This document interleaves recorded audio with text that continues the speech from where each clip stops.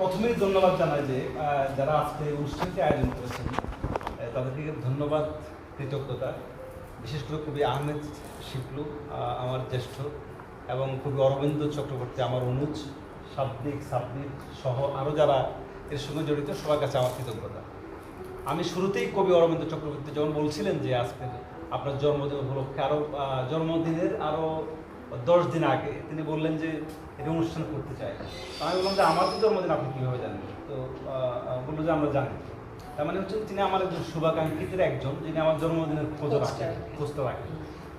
ফলে আমি যখন তাকে বললাম যে অসম্ভব, এই ধরনের করা যাবে না, কারণ আমি দেখেছি ঢাকা শহরে নিজেদের জন্মদিনে পোস্টার ছেপে নিজেরা কাজ করে নিজেরা হল ভাড়া করে নিজের টাকা দিয়ে যখন জন্মদিন উদযাপিত হয়, আমি সেটা থেকে শিক্ষা গ্রহণ করেছি। শ্রীকৃষ্ণের একটা উক্তি আছে আর কি মহাভারতে, যে তুমি খারাপ ব্যক্তির কাছ থেকে ভালোটা শিখবে, ভালো ব্যক্তির কাছ থেকে খারাপটা শেখার দরকার নেই। আমি বলছি না যে যারা নিজেরা জন্মদিনের আয়োজন করছেন তারা খারাপ ব্যক্তি, সেটা আমি বলছি না। তো আমার দৃষ্টিতে, আমার যে শিক্ষা, আমার যে দর্শন, ওই দৃষ্টিতে নিজের জন্মদিন নিজে আয়োজন করাটা দৃষ্টিকটু এবং এটা খারাপ, এবং নিজের প্রশংসা করাটা অত্যন্ত নিন্দনীয় একটি ব্যাপার বলে আমি মনে করি। কিন্তু যখন অরবিন্দ বললেন যে আমরা আপনাকে শ্রদ্ধা করি, কিন্তু আপনি সেই স্নেহ থেকে আমাদেরকে বঞ্চিত করতে পারেন না, তখন কিন্তু আমি আর কথা বলতে পারিনি যে অরবিন্দ আপনি অনুষ্ঠানটি করেন না। কিন্তু আমি আসলে দেখতে চেয়েছিলাম সত্যিকার অর্থেই একেবারে সবাই বলতে যে আমাকে আদৌ কেউ ভালোবাসে কিনা। এটা আমার জন্য একটা কঠিন পরীক্ষা ছিল। পরীক্ষার মুখোমুখি দাঁড়াচ্ছিলাম যে ফরিদ সিফাতুল্লাহ কিংবা আমার কনিষ্ঠ ছোট ভাই কিংবা মেহেদি কিংবা অন্য যারা আছেন, কারণ আমাকে আসলে ভালোবাসে। এই কথা একান্তভাবে আমি বিশ্বাস করি। আজকের এই অনুষ্ঠানে, এই দুর্যোগে, এই যানজট ঠেলে ঢাকা শহরের এই পরিস্থিতি সামলে যারা আজকের এই অনুষ্ঠানে এসেছেন, তারা নিঃসন্দেহে আমাকে ভালোবাসেন। এই ভালোবাসার কোনো টাকা অর্থ দিয়ে, কোনো কিছু দিয়ে পরিমাপ করার তুলনা নাই। আমি কৃতজ্ঞ আপনাদের কাছে যে আপনারা এখানে উপস্থিত হয়েছেন। আমি আহমেদ শিবলুকে একটা সাক্ষাৎকারে বলেছি যে আমার জীবনের একটা লক্ষ্য আছে, একটা লক্ষ্যে মনে হয় যেন প্রকৃতি আমাকে সৃষ্টি করেছেন, জন্মগ্রহণ করেছে। আমি আবারও একটু মহাভারতের কাছে ফিরে যাই। যখন কুরুক্ষেত্রের যুদ্ধে অর্জুন নিরস্ত্র হলেন, বলছেন যে আমি সমস্ত পুরো বংশকে ধ্বংস করে দিচ্ছি, এত মানুষ হত্যা করছি আমি, তাহলে আমি শাসন করবো কোথায়? কাকে আমি শাসন করবো? কেউ তো নাই। কৃষ্ণ বলছেন তার বিশ্বরূপ, ঈশ্বরের বিশ্বরূপ যখন কৃষ্ণ তার দেখালেন অর্জুনকে, বললেন তুমি যদি এদেরকে না মারো, হত্যা না করো, এরা নিহত হবেই, এটাই তাদের নিয়তি, এরা যাচ্ছে চলে যাচ্ছে। সুতরাং ধর্ম প্রতিষ্ঠার জন্য, ধর্ম মানে হচ্ছে প্রাদেশিক ধর্ম নয়, আমরা যাকে ধর্ম বলি, এই ধর্ম নয়, ধর্ম প্রতিষ্ঠার জন্য অতএব হে অর্জুন, হে পার্থ, যুদ্ধ করো। এটা তোমার নিয়তি, এটা তোমার কাজ। প্রকৃতি তোমাকে এই জন্য নির্মাণ করেছে, এই জন্য পৃথিবী তোমাকে এনেছে। আমার কাছে মনে হয়েছে যে আমার বয়স 14 কিংবা 15 বছর বয়স থেকে আমি যখন ধার্মিক ছিলাম কিংবা ধর্ম অনুশীলন করতাম, একদিন সবে বরাতের রাতে আমি ঈশ্বরের কাছে প্রার্থনা করছি যে পৃথিবীতে আর কোনো কিছুই আমার চাওয়া নেই, আমি শুধু লেখক হতে চাই। 14 বছরের বালক, সাবালক তখনও হইনি। আমি বলছি, আমার স্পষ্ট স্মরণ আছে, আমি সবে বরাতের রাতে আমি আল্লাহর কাছে প্রার্থনা করছি লেখক হওয়ার জন্য। আমি তখনও কিন্তু লেখক কি জিনিস জানি না, বিচ্ছিন্নভাবে পড়ালেখা করছি। তার মানে আমার কাছে মনে হচ্ছে যেন পঞ্চভূত থেকে সৃষ্টি যে আমাকে যে প্রকৃতি সৃষ্টি করেছে, আমি ব্যক্তিগতভাবে, আপনারা অন্যভাবে নেবেন না, আমি তো নিরেশ্বরবাদী মানুষ, নাস্তিক নিজেকে বলবো না, আমি ঈশ্বরের বা ধার্মিকতা এগুলোর বাইরে অবস্থান করে সবসময়। আমি মনে করি একজন সুপারম্যান, একজন পরিপূর্ণ মানুষ হওয়ার জন্য যত রকমের সীমাবদ্ধতা আছে, যত রকমের সামাজিকতা আছে, সবকিছু উপরে অবস্থান করতে হবে। উপর থেকে যদি না উঠে নিচেরটা দেখা যায় না। কোনোভাবেই যদি আমি 10তলা ভবন উপরে উঠতে না পারি, আমি ছোট ছোট বিল্ডিংগুলো, ছোট ছোট ভবনগুলো আমি দেখতে পাবো না। যাই হোক, আমার লক্ষ্য ছিল যে আমি লেখক, মানে আমি লেখক হওয়ার সাধনা করতে আমি আজকে পর্যন্ত এই জায়গায় যে এসছি, যে আমাকে কেন্দ্র করে আমার শুভানুধ্যায়ীরা, আমার শুভাকাঙ্ক্ষীরা, আমার বন্ধুরা, আমার অনুজরা এবং আমার জ্যেষ্ঠরা যে আজকে এখানে চঞ্চল আশরাফ উপস্থিত হয়েছেন, আমি মনে করি আমাদের সময়ের সবচেয়ে প্রতিভাবান একজন কবি এবং কথা সাহিত্যিক এবং শিল্প তাত্ত্বিক হচ্ছে চঞ্চল আশরাফ। চঞ্চল আশরাফের কোনো বন্ধু নেই, আপনারা জানবেন। মানে জ্ঞানী মানুষের, প্রজ্ঞার মানুষের, জানা মানুষের কোনো বন্ধু থাকে না, তিনি একাই থাকেন। আমি সেটা বুঝতে পেরেছি চঞ্চল আশরাফ 2009 কি 10 সালে। চঞ্চল আশরাফ আমাদের সমাজের একটা গুরুত্বপূর্ণ ব্যক্তি, তার কোনো বন্ধু থাকবে না। আমি চঞ্চল আশরাফের সবচেয়ে বড় সমালোচক, সবচেয়ে বড় নিন্দু এবং সবচেয়ে বড় বন্ধুটা হচ্ছে আমি। চঞ্চল আশরাফকে আমি সবসময় বলি, তার খারাপ দিকটাও তাকে বলি, অ্যালার্ট করি, দাদা এটা আপনার ঠিক হয়, এবং ভালো দিকটাও বলি। প্রকৃতি বন্ধু সেই যে তার ভালো দিকটাও বলে এবং খারাপ দিকটাও বলে। এবং এটা আমার সৌভাগ্য যে চঞ্চল আশরাফ মতো একজন বিদ্রোহী, একজন উদ্দণ্ড ব্যক্তি, উদ্দণ্ড বলবো আমি পৌরাণিক শব্দের মধ্যে, সাহিত্যিক উদ্দণ্ড তার মধ্যে আছে, যে সব কিছুকে অস্বীকার করার যে প্রবণতা এটা তার মধ্যে যে আছে, শিল্পের জায়গা থেকে দাঁড়িয়ে চঞ্চল আশরাফ তো আমার কথাটা সব শোনেন, মান্য করেন যে ছোট ভাই সবার জন্য কথাটা বলেছেন। এটা আমার জন্য বিরল সৌভাগ্য। তিনি আজকে এখানে এসেছেন, যে এটা আমার জন্য আসলে বড় প্রাপ্তি। আমি যদি আজকে চাইতাম, শুরুতে বলেছি যে এটা আমার জন্য পরীক্ষা ছিল, আমাকে কাকে বলে, আমি এটাও বিশ্বাস করি। আমি যদি ফেসবুকে স্ট্যাটাস দিয়ে বলতাম যে আজকে আমার জন্মদিন অনুষ্ঠান এই হলে, আমার শুভারম্ভে উদ্দেশ্য আমার সেখানে এই আত্মবিশ্বাস কিন্তু আমার আছে। কিন্তু আত্মবিশ্বাসটাকে আমি গোপন করে আমি দেখতে চেয়েছি অরবিন্দর ডাকে কারা কারা বা আনন্দ শিল্পটাকে কারা কারা এখানে উপস্থিত। এটা কিন্তু গুরুত্বপূর্ণ একটা ভালোবাসা। না, আমরা কিন্তু সবাইকে ডাকিনি ভাই, ওইভাবে জাজ করলে হবে না, আমরা কিন্তু বলি নাই, যাদেরকে ডেকেছেন আমরা কিন্তু ওপেন করিনি। যাই হোক, আমি আমার লক্ষ্য ব্রত হচ্ছে চঞ্চল আশরাফ ভাই যেটা বলছেন যে মানবতাবাদ। আমি অবশ্যই আমি মানবতাবাদকে ধারণ করি, লালন করি, কিন্তু আমার কাছে ইদানিং মনে হচ্ছে, সাম্প্রতিক সময় মনে হচ্ছে 2-3 বছর ধরে, যে পৃথিবীর মানুষ যখন মানুষকে শ্রেষ্ঠ হিসেবে ঘোষণা করলো, সেদিন থেকে সম্ভবত পৃথিবীর অধঃপতন শুরু হয়ে গেছে। মানুষ কোনোভাবেই প্রকৃতির শ্রেষ্ঠ হতে পারে না। আমি একটা পিঁপড়ার চেয়ে কোনো অংশে শ্রেষ্ঠ হতে পারি না, একটা পাখির চেয়ে শ্রেষ্ঠ হতে পারি না। একটা পাখি যদি বলে আমি উঠতে পারি, মানুষ পারে না, সুতরাং আমি শ্রেষ্ঠ পাখি, আমি কিন্তু তার কোনো বিপরীত যুক্তি হাতে করতে পারবো না। একটা মাছ যদি বলে আমি সমুদ্রে ভাসতে পারি, তুমি মানুষ পারো না দীর্ঘ সময়, আমি কোনো যুক্তি হাতে করতে পারবো না। সুতরাং মানব যে শ্রেষ্ঠ যেটাকে বলা হচ্ছে, এই তত্ত্বটাকে আমি মানে সবিনয়ে এমনকি সচেতনভাবে অস্বীকার করি। মানুষের শ্রেষ্ঠত্বের বহিঃপ্রকাশ ঘটাতে গিয়ে আজকে পৃথিবীতে অকাতরে বিলীন হচ্ছে আমাদের বাঘ, আমাদের হরিণ, সাপ, ব্যাঙ, যা সমস্ত প্রাণীগুলো সবকিছু ধ্বংস করে দিচ্ছে এই শ্রেষ্ঠত্ব ঘোষণা করতে গিয়ে। আমার কাছে এখন মানবতার একটা ভিন্ন ব্যাখ্যা দাঁড় করিয়েছে, আমি যেটা প্রাণবতা বলতে চাই, আমি প্রাণবিকতা আমি বলতে চাই, যে শুধুমাত্র মানুষ আমার লেখা সাবজেক্ট হবে না, আমার সাবজেক্ট হবে মানুষের বাইরে যে প্রাণ আছে, এই প্রাণ। আমি কখনোই এই পৃথিবীতে বসবাস করতে পারবো না যদি আমার পাশে সাপ না থাকে, একটি ব্যাঙ না থাকে, একটি জোনাক পোকা না থাকে। একটি জোনাকের অস্তিত্ব আমি অস্বীকার করতে পারবো না। জোনাক যদি না থাকতো, আমি আমার লেখায় তাকে শিল্প হিসেবে হাজির করতে পারতাম না। সুতরাং আমি একজন সর্বপ্রাণবাদ, যেটাকে বলে সর্বপ্রাণবাদী একজন মানুষ হয়ে উঠতে চাই। আমার কাছে শুধুমাত্র মানব গুরুত্বপূর্ণ নয়, আমার কাছে পৃথিবীর সৃষ্টির সব কিছু গুরুত্বপূর্ণ। এবং আমার ব্রত, আমি জানি 2015 সালে আমাকে যখন ক্যালকুলেটর উপন্যাসটি প্রকাশিত হয়, সেখানে একটা লাইন ছিল যে একজন মুসলিম, হিন্দু থেকে মুসলমান হয়েছে একজন মুসলিম, তো একজন মানুষ যখন 30 বছর বয়সে মুসলিম হয়, তার ফেলে আসা সংস্কৃতি তো স্বীকার করতে পারে না, তার ভিতরে সেটা থেকে যায় না। সেই হিন্দু সংস্কৃতি কিংবা খ্রিস্টান সংস্কৃতি থেকে যায়, অবচেতনে থেকে যায় তার মধ্যে। যেমন আমাদের মধ্যে অবচেতনে কিন্তু আমাদের সে আর্য সভ্যতা, আর্য সংস্কৃতি রয়ে গেছে, হিন্দু সভ্যতা রয়ে গেছে। নাইলের ঢাকের ঢোলের শব্দে কিন্তু আমরা সচেতন হই না, কারণ আমাদের পূর্বপুরুষরা ওই ধর্ম সম্প্রদায় ছিলেন, ওই সংস্কৃতির ধারক বাহক ছিলেন। যাই হোক, সেখানে একটা লাইন ছিল যে ওই মুসলিম মেয়েটি যে নামাজ পড়তে গিয়ে যখন মা কালীর মূর্তি দেখে, সামনে যাচ্ছে কালী পূজার সময়, সেখানে ওম মা কালী, জঙ্গ কালী, কপালিনী, এই শ্লোকটা পড়ছে নামাজের মধ্যে, তখন সেটা হচ্ছে তার, আমি দেখা দিচ্ছি তার অতীতের জীবনটা সে অস্বীকার করতে পারছে না। কিন্তু সেটা মোল্লারা, মৌলবাদী যারা জঙ্গলি গোষ্ঠী, তারা সাহিত্য বোঝে না, শিল্প বোঝে না, তারা এটাকে ধরে আমাকে ভয়ঙ্করভাবে হুমকি দেওয়া শুরু করলো। আমার নাম্বারটি ফেসবুকে দিয়ে দিল, যে আমার নাম্বার থেকে সারা স্ট্রিট ফোন হুমকি আসা শুরু করলো। আমি একটা মধ্যে জিজে করতে পারবো না। আমাকে আসিফ মহিউদ্দিন, ওমর ফারুক সেটা বললো যে আপনি জার্মানিতে চলে আসবেন। আমি জার্মানি যাওয়ার জন্য পাসপোর্ট, ভিসা, আমার পরিবারের সবাই রেডি করে আমি ভিসা জমা দেওয়ার জন্য এমবিসিতে যাব। তো আমি সবসময় আমার মধ্যে একজন গুরুবাদ ব্যাপারটা আছে, গুরুবাদ, যে আমি একজনকে মান্য করি, সম্মান করি। তার মানে এই নয় যে আমি তাকে নকল করি।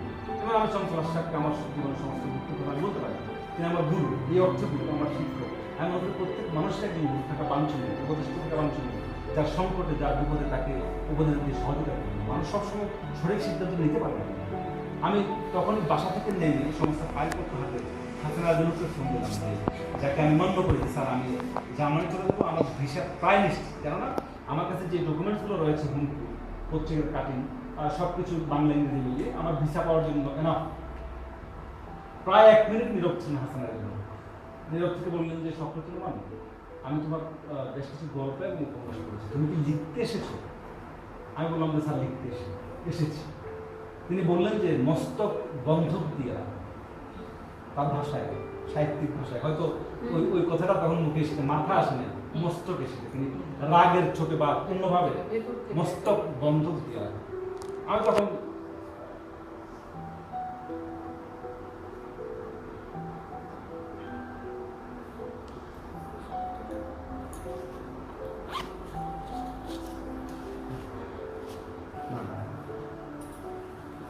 প্রত্যেক সূত্রে প্রাপ্ত আমার মধ্যে একদম এই আছে, মানে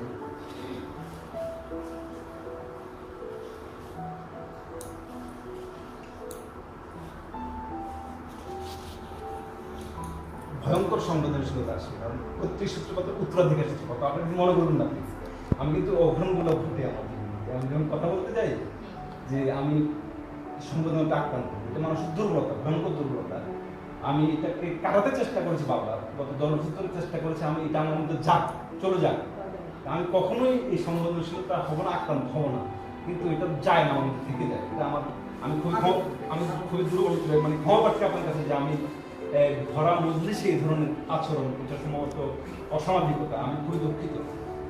হাসরাত কিন্তু মানুষের বৈশিষ্ট্য মানুষ আড়াল করতে পারে। এর চাইতে সুন্দর কিছু নাই তোমার ভাই, আমার বৈশিষ্ট্য আমি সমাজে এর চাইতে সুন্দর আর কিছু নাই। এটা একটা সুন্দর জীবন।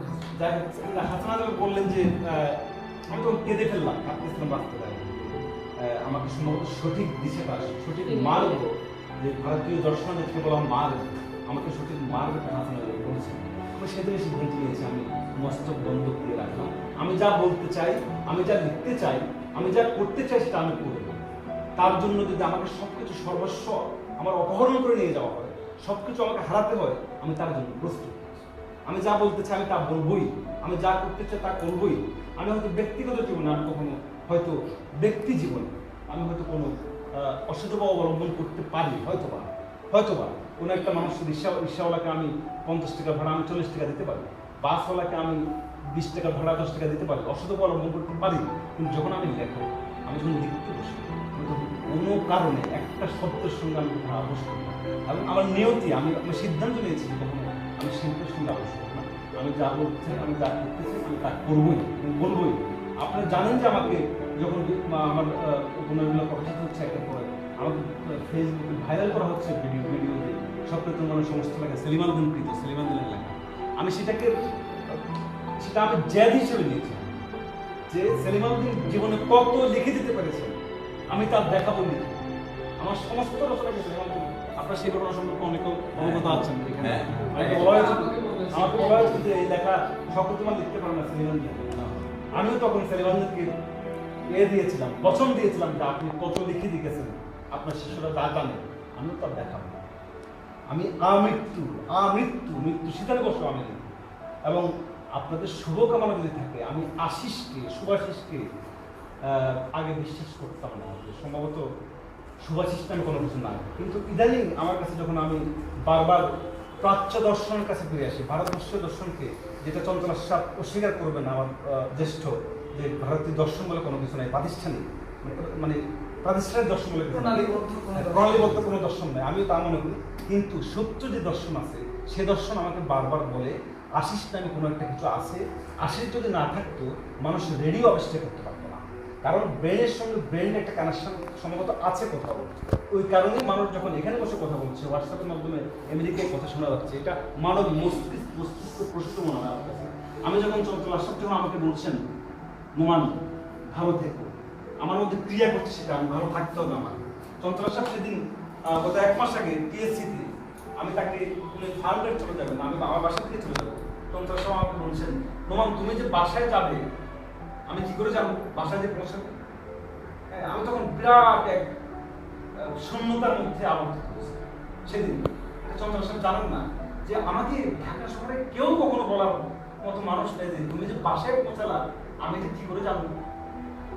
মনে হয় একজন পিতৃ ছায়া, বড় ভাইয়ের ছায়া আমার মাথার উপরে আমার সামনে এসে আসে। হয়তো চঞ্চল সাহেব সেটা প্রাণ থেকে বলেননি কিংবা মুখ থেকে বলেছেন, যেভাবে বলেন না কেন, এটা আমার জন্য বিরাট সুভাষিস হয়ে দাঁড়াইছে না। পৃথিবীতে আমি একাই, ঢাকা শহরে আমি একা না। তো আপনারা যে আমাকে একটা কারণ আছে, যদি সাইকেলে করে যাচ্ছি আমার খুব ভয় হচ্ছিল। সাইকেল একটা এমন একটা যান যেটা হালকা একটা ধাক্কা দিয়ে পড়ে যায়। তো আমার ভয় হচ্ছিল যে তুমি যে বাসায় ফিরবে, এটা আমি কেমন করে জানবো? কারণ তোমার যদি কিছু হয় আমি তো কোনোটাও তোমাকে পাবো না। আচ্ছা, এই যে একটা ভয়, হ্যাঁ, ওইটা থেকে যাই হোক, যাই আজকে ফেসবুকে ওই কারণে সুভাষিসটাকে মনে করি যেন আমার ভিডিওটাকে বড় করে আমার কোনো প্রাণীকে কোনো অনুপ্রেরণা যোগায়। এবং ফেসবুকে আজকে যে সুভাষিস মানুষ জানেন, আমার বন্ধুরা বা আমার শুভাকাঙ্ক্ষীরা জানিয়েছে, আমি দেখলাম যে সকাল থেকে বা অফিস পর্যন্ত এর উত্তর যদি আমি দিতে হয় আমাকে অনবরত 3 দিন টেবিলে বসে থাকতে হবে। আমি উত্তর দিতে চাই ইনবক্সে এবং আমার ওয়ালে যে এগুলো জমেছে, আমার 3 দিন পর্যন্ত শুধু লিখে যেতে হবে ভাই ধন্যবাদ ধন্যবাদ। কমন কথাও যদি বলি, একটা লাইন পেস্ট করে বই পেস্ট করি, তো আমাকে অন্তত 1 মিনিট সময় দিতে হবে। আমি জানি না আসলে ভালোবাসা করি কীভাবে পরিশোধ করবো। আপনারা যারা এখানে এসেছেন এবং আমাকে ভালোবাসেন, আমাকে অসংখ্য ধন্যবাদ। কারণ এটাই বলি যে আজকে এই কথাটা বলি যে আসলে আমাদের সবাইকে, আমরা সবাই এখানে যারা আছি একটা মশা, অন্ধকার থাকবেই, পৃথিবীর নিয়তি। অন্ধকার যদি দীর্ঘস্থায়ী হয়, অবশ্যই যদি দীর্ঘস্থায়ী হয়, আমার ইন্টারভিউতে আমি বলেছি যে সেটা মানুষের জন্য, মানব সভ্যতার জন্য কোনো লক্ষণ না। প্রত্যেকেই তার মশাল হাতে দাঁড়াতে হবে। আমি প্রতিজ্ঞা দিচ্ছি আপনাদের সামনে এখানে, আপনাদের মতো মশাল্লা তারা এখানে আছে। আপনাদের যে কোনো সংকট, যে কোনো বিপদে, যে কোনো সময়ে আমাকে যদি আপনারা ডাকেন, আমি সশরীরে উপস্থিত থাকবো এবং মানসিক আমি বলতে হলাম, আমার কাছে মনে হচ্ছে না এই অন্ধকার সময়ে, চন্দ্রের সাথে অন্ধকার সময় কথা বলেছেন, স্থবিরতার কথা বলেছেন, এই স্থবির কালে মশাল হাতে যারা দাঁড়িয়ে, তাদেরকে ঐক্যবদ্ধ হতে হবে এবং তাদেরকে এগিয়ে আসতে হবে, তাদেরকে কথা বলতে হবে। কৌটিল্য আমাকে অত্যন্ত ভয়ঙ্করভাবে কৌটিল্য আমাকে প্রভাবিত করেছে। চাণক্য, কৌটিল্য আমার জীবনে অত্যন্ত, আমি অদৃশ্যগুলো, এক লোকের যে অদৃশ্যগুলো ছিল গুণাচার্য, আমার অদৃশ্যগুলো হচ্ছে কৌটিল্য। শুধুমাত্র তিনি দর্শন চর্চা করেন, তিনি সংস্কৃত চর্চা করে তিনি বসে থাকেননি, মন্দিরে বসে থাকেননি, তিনি গুরু গৃহে বসে থাকেননি, তক্ষশিলে বসে থাকেননি। চন্দ্রগুপ্ত মৌর্য বংশ প্রতিষ্ঠা করার জন্য তিনি সক্রিয় হয়ে কাজ করেছেন, একজন শিক্ষাবিদ হয়ে, একজন দার্শনিক হয়ে, একজন লেখক হয়ে। আমার কাছে মনে হয় যেন সেই চাণক্য প্রজ্ঞা আমার কাছে নাই, কিন্তু আমাকে চাণক্যের পদাঙ্ক অনুসরণ করতে চাণক্য আমাকে বাধ্য করে। আমি বারবার সামাজিক দায়িত্ব থেকে অব্যাহত নেওয়ার জন্য আমি প্রতিশ্রুতিবদ্ধ হই না। আমার শুধু কাজ লেখা, শুধু উপন্যাস লেখা, শুধু গল্প লেখা, আগুনে পুড়িয়ে মানুষ মরে ফেলছে, তাতে আমার কি? বন্যায় মানুষ অনাহারে মরে যাবে, তাতে আমার সমস্যা। পাহাড় দশে মানুষ মরে যাবে, তাতে আমার কি সমস্যা? কিন্তু যখন এই সংকটটা চোখের সামনে এসে দাঁড়ায়, আমাকে চাণক্য তার সেই দণ্ড হাতে আঘাত করে বিচলিত করেন, আমাকে কথা বলে, এই পার্থ কথা বলে। মহাভারত অর্জুনকে যেমন করে কৃষ্ণ আমাকেও কঠিন করেছিল, আমার উদ্দেশ্যগুলো আমাকে বলে, আমি কথা বলি। আপনারা যে আমার গল্প উপন্যাসের বাইরে যে কথাগুলো বলেছেন আপনারা আমার সম্পর্কে, এটা হচ্ছে আমার সেই অদৃশ্য গুরুর অনুপ্রেরণা। আমি কথা বলতে চাই। হয়তো আমি বিশ্বাস করি এই কথাকে বাতাসে বসে যায়, বাতাসের মোটেও বসে এই কথা আঘাত করেছে, কোনো না কোনোভাবে আঘাত করে। আমি দেখেছি, অসম্ভববার দেখেছি। ও এটা নিয়ে, এই সাবজেক্ট নিয়ে কোনো কথা নেই, এই ইস্যু নিয়ে কোনো কথা নেই। কিন্তু যখন আমি দাঁড়ালাম, কোনো ফাঁক না রেখে বক্তব্য, স্পষ্ট ভাষায় দেখলাম যে আরো 100 জন দাঁড়িয়ে আমার বক্তব্যকে সে স্বীকার করছে না বা আমার একটা লাইক দিচ্ছে না, কোনো দরকার নাই। আমার উদ্দেশ্য নয় লাইক কমেন্ট পাওয়া, লাভ দিয়ে পাওয়া, 1000 কমেন্ট পাওয়া। আমার কথাটা প্রতিধ্বনি, আমি যে শব্দ বললাম, এই শব্দটা এই দেয়ালের চারিদিকে প্রতিদিন হচ্ছে কিনা সেটা হচ্ছে দেখার বিষয়। আমি দেখেছি অসংখ্যবার প্রতিদিন হচ্ছে, প্রতিদিনই হয়, অসংখ্যবার আমি এটা দেখেছি। প্রতিদিন হয় বলে সাকসেস। অরবিন্দের সঙ্গে আমার যুক্ততা একটা বড় সৌভাগ্যের বিষয়। 2016 সালে যখন ভয়াবহ বন্যা, সন্ত্রাসটাকে বললাম দাদা কী করা যায়, অরবিন্দ প্রস্তাব নিয়ে আসলে কী করা যায়। আমি বললাম যে আমি যে কথা বলি সেটা কি প্রতিদিন তো হবে। আমি খুবই শঙ্কায় ছিলাম, ভয়ঙ্কর শঙ্কা ছিলাম। আমি সার্চ দিলাম ফেসবুকে, দেখি এক্সপেরিমেন্টাল যে পরীক্ষার মুখোমুখি করি, নিজেকে পরীক্ষার মুখোমুখি দাঁড় করি। আমি অসংখ্য 7 লাখ টাকা উঠে 16 সালে অরবিন্দ চক্রবর্তী প্রমুখ আমরা যারা আছি এখানে, আমরা যারা সবাই একসাথে ঐক্যবদ্ধভাবে কথা বলি, 7 লাখ টাকা হয়ে গেল। পরবর্তীকালে আরো টাকা নিয়ে আমরা যাচ্ছি এখানে। তার মানে হচ্ছে কথা যে বলছি ওটা রিফ্লেকশন হচ্ছে না, সত্য নয়। না হতো মানুষ কথা বলতো না, মানুষ আমাদেরকে টাকা পয়সা দিত না। মানুষ এত সুবাসিস পেয়ে করতো না। আমার এক পর্যায়ে আমাদেরকে মানে বন্ধ করে দিতে হয়েছে বন্ধ যে করে আমরা দিয়েন না। হ্যাঁ দেন না হ্যাঁ একটা সমালোচনা হচ্ছে, কয়েকটা পোস্ট এসে কয়েকজনই নেগেটিভ। হ্যাঁ ওই কিছু সমালোচনা কিছুটা আসে। যায় আসে। কে কিছু বললো আমি এবং তো আমাকে অনেকেই যে বলেছে কোনো ভালো আমি কাজ করতে গেলে তার পেছনে কিছু লোক থাকবে যারা খারাপ কাজ করবে। আমি আজকে একটু সাপ্লিমেন্ট, হ্যাঁ তো আমাকে অনেকেই বলে যে আপনি নোমানের সঙ্গে আপনার এত কি এই যে টাকাগুলো যে জোগাড় হচ্ছে এগুলো কোনো আপনি জানেন কিছু? তা বললাম যে আপনি বেশি কথা বলেন। হ্যাঁ এটা আপনার দ্বারাই করা সম্ভব। হ্যাঁ, এটা বলেন। এবং সেটা জবাবদিহিতা আমি আপনাদের মতো এইসব ফালতু লোকদের সঙ্গে দিতে পারবো না। ঠিক। হ্যাঁ আপনি এবার কি করতে পারবেন? তো এইটা আমি তো কনফিউজ দিই না, কারণ আমি জানি যে যে যে টাকাটা কিভাবে দেওয়া হয়। এবং এই ব্যাপারে একবার মনে আছে ৭৬,০০০ টাকা রয়ে গেল। হ্যাঁ আমরা বললাম কি গল্পের জায়গা। একটা টাকা আমরা এখান থেকে ঢাকায় নিয়ে যাব না, এইখানে এই টাকাগুলো আমরা রেখে যাব মানুষের কাছে। তখন আমরা কি করলাম, ওই যে প্রথম আলোর যে প্রতিনিধিটা মনে আছে, সেটা হয়েছে। আমরা একটা টাকা, আমরা দুর্গতদের জন্য আমরা যে টাকাগুলো পেয়েছি, একটা টাকা আমরা ঢাকায় নিয়ে আসিনি। আরেকটা গল্প আছে। হ্যাঁ। যাই হোক আমরা সে গল্প পরে যাব। আমি বলছি এই কথাটাতে আমরা যদি কথা বলি, কথার রিফ্লেকশনটা হয়, প্রতিধ্বনিটা হয়। এটাই দরকার। সুতরাং আমি বলছি যে আপনারাও যারা এখানে উপস্থিত আছেন আলোর মশাল নিয়ে চলেন, কথা বলতে হবে, প্রতিদিনও হতে বাধ্য। আমি চিৎকার করলে সে প্রতিদিন হবে, এবং সে চিৎকারে কেউ না কেউ সন্তান হবেই। আমি মনে করি আমার জীবন যদি আমি 100টা মানুষের হাতে মশাল ধরিয়ে দিতে পারি, আমার জীবন সাথে আমি জনপ্রিয় হতে চাই না। আমার কোটি কোটি লক্ষ লক্ষ বৈনিক হতে তাও আমার দরকার নেই, বই বিক্রি করে আমার লেখা হওয়ার দরকার নেই।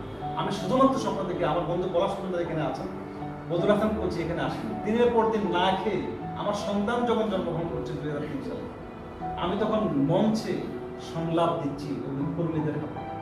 যারা নাটকে অভিনয় করছেন ভালোভাবে জানেন, সে কি যেন নাটকটার নাম, শেষ না অন্য একটা নাটক, হাই স্কুল মাঠে যেটা করেছিলাম, যাই হোক একটা নাটক। এদিকে আমার মেয়ে হচ্ছে আর আমি ওই নাটক মঞ্চ করছি আমার নিজস্ব। মানে আমার কন্যাকে আমার সময় দিতে পারি, সেই অভিযোগ কিন্তু আমার বিরুদ্ধে এখনো